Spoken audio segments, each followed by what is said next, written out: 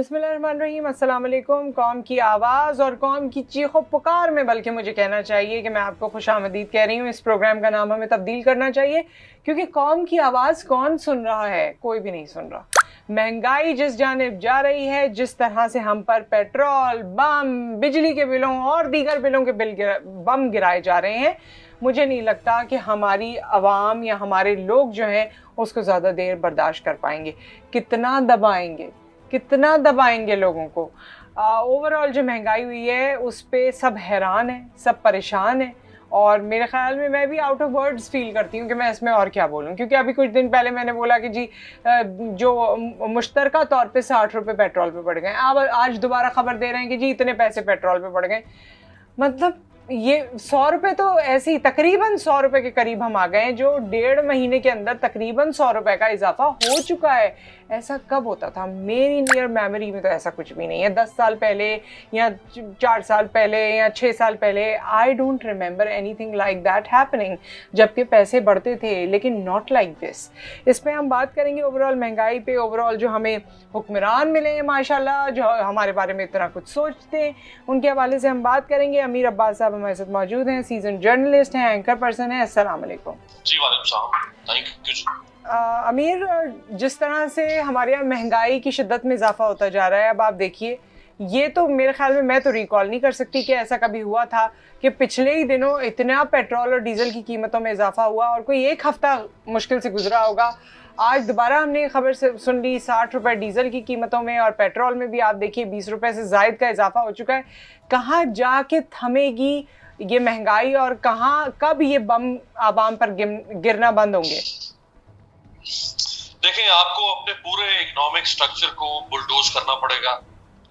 आपको, मैं कोई इकोनॉमिस्ट नहीं हूँ, लेकिन as a student of politics and political economy मैं समझता हूँ कि आपको एक नया पॉलिटिकल इकोनॉमी का स्ट्रक्चर खड़ा करना पड़ेगा।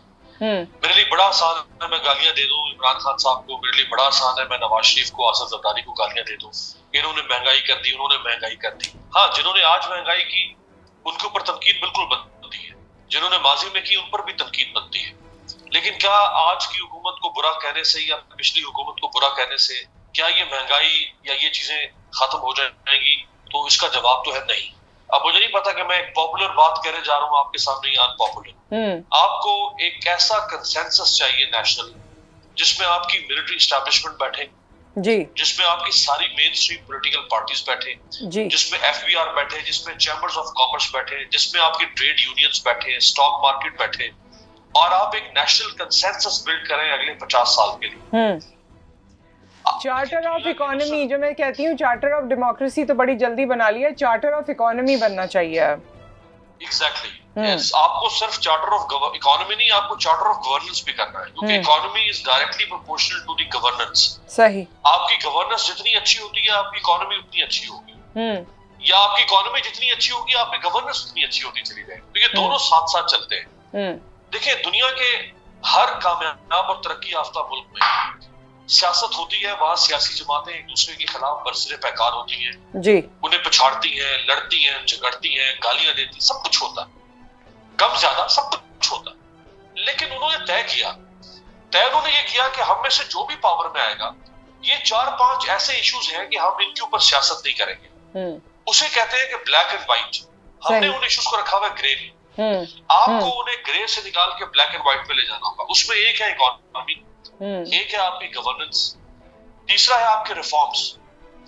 अच्छा अमीर, इधर मैं आपको इंटरप्ट करूंगी, क्योंकि जब ये महंगाई का आजकल जब से शोर हुआ है, ऑब्वियसली इसमें बहुत सारी बातें आ रही हैं, बहुत से पॉइंट्स आ रहे हैं, IMF का हवाले से भी तस्करा हो रहा है, और एनालिस्ट ये भी कहते हैं कि जी कोई भी हुकूमत होती, करना उसको यही होता जो अभी हो रहा है, क्योंकि IMF का जब डायरेक्टिव आता है और आपको उसी को फॉलो करना होता है, आपके पास उसके अलावा चारा नहीं है कि आप अपनी इकोनॉमी को और अपनी ज़िंदगियों को या मुल्क को कैसे चलाएंगे। तो इट इज़ शरीफ्स गवर्नमेंट और इमरान खान गवर्नमेंट और एनीबडी एल्स, इररिस्पेक्टिवली आपको करना वही होगा जो IMF कह रहा है। अब आप इसको किस तरह से लेते हैं मौजूदा हुकूमत के तनाजुर में? देखिए, IMF जब आपको पैसे देगा, एक तो ये कि आपके व्यूअर्स को के समझने के लिए, IMF के पास जो हम जाते हैं वो सिर्फ पैसे के लिए नहीं जाते हैं। हमें IMF ऐसा नहीं है कि IMF हमें को 40-50 अरब डॉलर्स दे देता। IMF हमें कई सालों में जाके 5-6 अरब डॉलर देता है। ठीक कई है, सालों में जाके 4-4 साल 5-5 साल लगते हैं हमें, वो 5-6 अरब डॉलर देता है। सही। हमें उसके पैसे की जरूरत नहीं होती है। हम IMF के पास इसलिए जाते हैं कि IMF, आप समझ लें कि वो जैसे एक सरपंच होता है, चौधरी होता है, और जब चौधरी किसी की गारंटी दे दे तो फिर उसको साथ वाले गांव से कर्ज भी मिल सकता है, उसको उधार पे जो है वो बीज भी मिल सकता है अपने खेत के लिए, उसको खाद भी मिल सकती है। सही। So, IMF के पास हम जाते हैं अपनी इकोनॉमिक आउटलुक की सर्टिफिकेशन के लिए। जब IMF हमें पैसे देता है तो उसका मतलब है कि वो हमारे इकोनॉमिक आउटलुक को, हमारे मईशत के ढांचे को सनद दे देता है, एक सर्टिफिकेट दे देता है, और वो कहता है कि भाई अब ये बंदा ओके, ये करेक्टर सर्टिफिकेट है बेसिकली जो IMF हमें देता है। फिर हम पेरिस क्लब के पास जाएं हमें पैसा मिल जाए, हम वर्ल्ड बैंक के पास जाएं हमें पैसा मिल जाए, हम दुनिया के किसी मुल्क के पास जाएं हमें पैसा मिल जाए। सो हम IMF के लिए पास इसलिए जाते हैं। अब हमें करना क्या है कि हमारे पास जो डॉलर का खला है, हम डॉलर इस्तेमाल ज्यादा कर रहे हैं, डॉलर कमा कम रहे हैं। 76 बिलियन डॉलर की हमारी इंपोर्ट है, 76 अरब डॉलर की, यानी जो हम दुनिया से माल खरीद रहे हैं हम उस पर 76 अरब डॉलर खर्च कर रहे हैं। अब हम डॉलर कमाते हैं एक्सपोर्ट से, वो कितनी है? 31 बिलियन डॉलर। यानी हम 31 रुपए कमा रहे हैं, 76 रुपए खर्च कर रहे हैं, वो बीच में जो 45 अरब डॉलर है वो कहां से खसारा पूरा होगा? वो ये मांगे तांगे के भीख मांगे हम वो खसारा पूरा करेंगे ना, उसके लिए कभी IMF के पास जाएंगे, कभी किसी और के पास जाएंगे। सो या हम अपनी एक्सपोर्ट को बढ़ाएं या हम अपनी इंपोर्ट को कम करें। अच्छा, ये हम अभी तक बात ही कर रहे हैं। दिस इज वेरी अनफॉर्चुनेट अमीर कि हम अभी तक इस पे बात कर रहे हैं। Obviously as you know, I know, government को तो हमसे ज्यादा पता होगा और होना चाहिए। फिर एस्टैब्लिशमेंट की अगर बात करें उन्हें भी पता होगा। जब सबको पता है तो फिर प्लानिंग क्यों नहीं है? जो हुकूमत आती है वादे दावे करती है, प्लानिंग कोई नहीं होती। नुसरत, इन सबको पता है लेकिन इन सबकी मत मारी हुई है। ये सारे सेल्फ सेंट्रिक अप्रोच के साथ काम करते हैं। इनकी शॉर्ट टर्म पॉलिसीज होती है। बिल्कुल, इनकी पॉलिसीज होती है कि हमने अगला इलेक्शन कैसे जीतना है। जब आप अगले इलेक्शन को जीतने की पॉलिसीज बनाएंगे तो फिर वो पॉलिसीज शॉर्ट टर्म पॉलिसीज होगी। तो फिर इसका मतलब लॉन्ग टर्म पॉलिसी जब आप इंडस्ट्री लगाने की बात करेंगी तो उसके लिए लॉन्ग टर्म पॉलिसी चाहिए।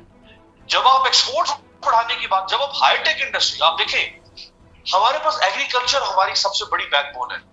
बचपन से आप भी मैं भी हम ये पढ़ते आ रहे हैं कि पाकिस्तान ज़राई मुल्क है और ज़राअत हमारी रीढ़ की हड्डी। पता नहीं रीढ़ की हड्डी को बची भी है कि नहीं, रीढ़ की हड्डी तो टूट गई है हमारी।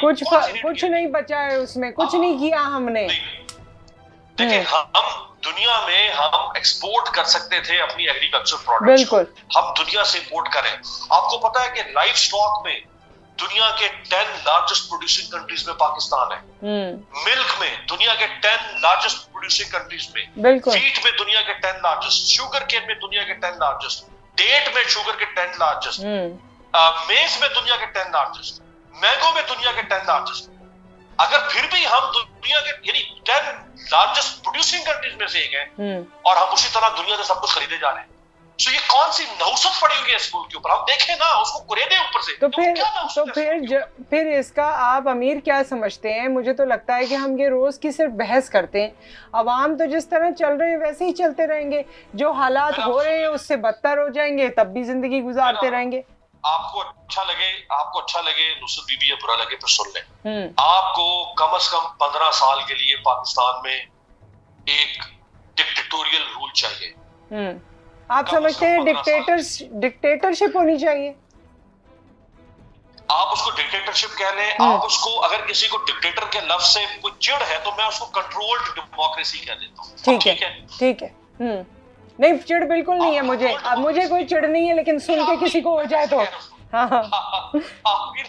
वैसे कह रहा हूँ कि डिक्टेटरशिप के लफ्ज से चिढ़ है किसी को तो मैं कंट्रोल्ड डेमोक्रेसी कह देता हूं। जी। देखिए, आपको कम से कम 15 साल के लिए एक हुकूमत चाहिए। ये जो हर 2, 2.5 साल, 5 साल के बाद ये जो आपने एक ड्रिल कर रहे हैं ना आप इलेक्शन करवाने वाली, it's all nonsense and bullshit. इससे कुछ नहीं मिलने जा रहा।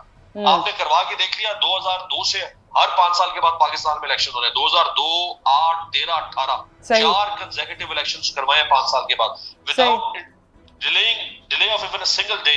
क्या मिल गया आपको इलेक्शन ड्रिल करवाने से? आपको 15 साल के लिए एक सिस्टम चाहिए अनइंटरप्टेड, और वो सिस्टम भी आपको कंट्रोल्ड डेमोक्रेसी की सूरत में या डिक्टेटरशिप की सूरत में चाहिए, जो कुछ करना चाहे वो कर सके। आपके यहाँ लॉज इतने ऑब्सोलीट हो चुके हैं, रूल्स इतने ऑब्सोलीट हो चुके हैं, वो प्रैक्टिकल अप्रोच से डाइकोटमी है उनके अंदर। ये डाइकोटमस सिस्टम है, जहां डाइकोटमस सिस्टम होता है, ख्वाब हम बड़े बड़े देख रहे हैं, ग्राउंड रियलिटी कुछ और है, बीच में डाइकोटमी है।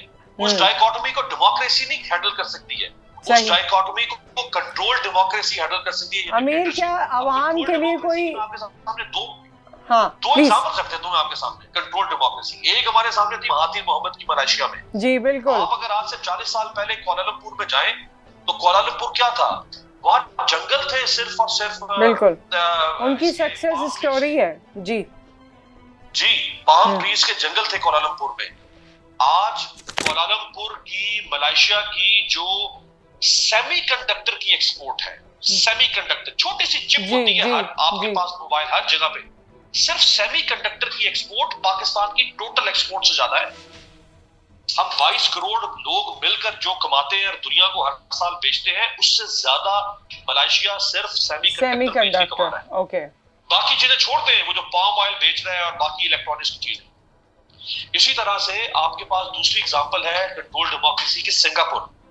आज सिंगापुर क्या पिद्दी का शुरबा, आप दुनिया के नक्शे पे जाए वो आपको नजर नहीं आएगा। अभी खोलिएगा दुनिया का नक्शा, इसके बाद आपको मिलेगा नहीं, वो है कहाँ पे। सही बात है, छोटा सा है, छोटा सा है, बिल्कुल। आज सिंगापुर पाकिस्तान जैसे कई, सिंगापुर नेशनल यूनिवर्सिटी जो है ना, सिंगापुर नेशनल यूनिवर्सिटी, उसका बजट, नुसरत क्या आप जानती हैं कि उसका बजट पाकिस्तान की सारी पब्लिक सेक्टर यूनिवर्सिटी से ज्यादा है। बेशक होगा, बिल्कुल होगा। सिंगापुर नेशनल यूनिवर्सिटी का बजट पाकिस्तान की जितनी पब्लिक सेक्टर यूनिवर्सिटीज है ना, सारे मुल्क में, यानी गिलगित, आजाद कश्मीर और चारों सूबों में इस्लामाबाद, उन सारी यूनिवर्सिटी से ज्यादा एक यूनिवर्सिटी का बजट है। वो कैसे हुआ? क्योंकि वहां पे कंट्रोल डेमोक्रेसी। ये तो आपने एक आइडियलिस्टिक, अमीर, क्योंकि आइडियलिस्टिक सिचुएशन आपने बताई है, ऑब्वियसली आप बड़ी रिसर्च करके और बहुत गहराई में सब्जेक्ट को समझाते हैं, लेकिन इस वक्त मैं चाहूँगी आप कंक्लूड भी करें और हमें बताएं कि हमें क्या करने की ज़रूरत है, क्योंकि हमारे यहाँ तो ऐसी कोई चीज़ होती भी अनकरीब तो मुझे नज़र नहीं आती। देखिए, मैं ये तो किसी को कह नहीं सकता कि सामने जो दीवार खड़ी है उस दीवार पे सर फोड़े। दिल तो यही चाहता है आजकल, दिल तो यही चाहता है, मैं वही कह रहा हूँ, जो रात इन्होंने कीमतें बढ़ाई उसके बाद दिल तो ये चाहता है कि दीवार सामने हो और सर फोड़े जाके। सही बात। आप क्या करें, क्या कर सकते हैं? मुझे तो समझ नहीं आ रही है कि लॉलेसनेस, गवर्नेंस, यानी एक क्योस है पूरे मुल्क के अंदर। ये एक लैंड ऑफ नो लॉ बन चुका है पाकिस्तान, और इसमें पॉलिटिकल क्लास इतनी सेल्फिश हो चुकी है कि आप देखिए, इन्होंने इमरान खान को निकाला। मैं इमरान खान का बहुत क्रिटिक था, आपके शोज में भी आ गया। जी आई रिमेंबर। बट इन्होंने इमरान खान को निकाल के आके वही फक्की देना शुरू की कौम को जो फक्की इमरान खान दे रहे थे। तो भाई फिर आपको जूते मारने चाहिए ना, कौम आज इनको जूते मारे कि अगर तुम्हारे पास वही देने के लिए था जो इमरान खान के पास था, तो तुम आए क्यों थे? हाँ, उन्हीं को चलने देते। सबसे पहले तो उनसे ये सवाल, बिल्कुल उन्हीं को चलने देते भाई। वो जैसा वो चला रहा था, वो फेस करता ना कौम को। सिर्फ 1.5 साल का अरसा रह गया था, 1.5 साल के बाद हम जानते और इमरान खान जानता। और मजे की बात यह है कि इन्होंने तो रूट कॉज ही यही रखी थी कि इतनी महंगाई है, गरीब आदमी की जिंदगी मुतासर हो रही है, तो जी हम निकले हैं। तो इन्होंने निकल के कौन सा काम कर दिया? इन्होंने निकल के आप देख लें क्या काम कर दिया, माशाल्लाह। अभी 4 रुपए बिजली महंगी की है इन्होंने, अभी हालिया 6 रुपए और महंगी हो सकती है। और 84 या 85 रुपीज तो पेट्रोल महंगा कर चुके हैं ये पिछले सवा माह के। जी बिल्कुल। इतना तो आज से 10 साल पहले इतना तो पेट्रोल होता था, यानी टोटल। सही बात है, सही बात है। पर लीटर इतना बढ़ा दिया, इतना बढ़ा दिया। ये एक क्योस है, जिस क्योस का कोई और सोल्यूशन नहीं है। अगर आप हल करना चाहते हैं मसले को, अगर आप कहें तो मैं यहाँ बैठ के बहुत अच्छी फैंसी बातें भी I know, but we are मतलब fed up of that। अब तो हम चाहते हैं कि भाई जो है, जो कर सकता है वो करे, वरना कुर्सी ना संभाले खुदा के लिए। जी बिल्कुल ऐसे। बहुत शुक्रिया आपका अमीर, आपने हमें वक्त दिया, थैंक यू सो मच। और बड़ी फैक्चुअल बातें ज़ाहिर है आपने की। आपसे फिर मुलाकात होगी। Thank you. अमीर अब्बास साहब ने सारी बात कह सुनाई है, और मुझे भी वाकई समझ में नहीं आता बीइंग पाकिस्तानी कि जब इमरान खान साहब अपनी कुर्सी पर मौजूद थे और जो वो जैसा कर रहे थे उनको कर लेने देते ना, और 1.5 साल में के बाद आप अपने इलेक्शन लड़ते। आप तो आए ही इसी बेसिस पे थे कि आप आवाम की ज़िंदगी को, जो बेचारे अपनी जानों को जाने ले रहे हैं, सुसाइड कर रहे हैं, अपने आप को आग लगा रहे हैं, मुश्किल हालात से गुजर रहे हैं, आपने क्या किया? आपने तो उनका जो बेड़ा गर्क किया है, उससे ज़्यादा बेड़ा गर्क किसी का हो नहीं सकता। आपको ज़रूरत क्या थी आने की जब आपने यही सब कुछ करना था?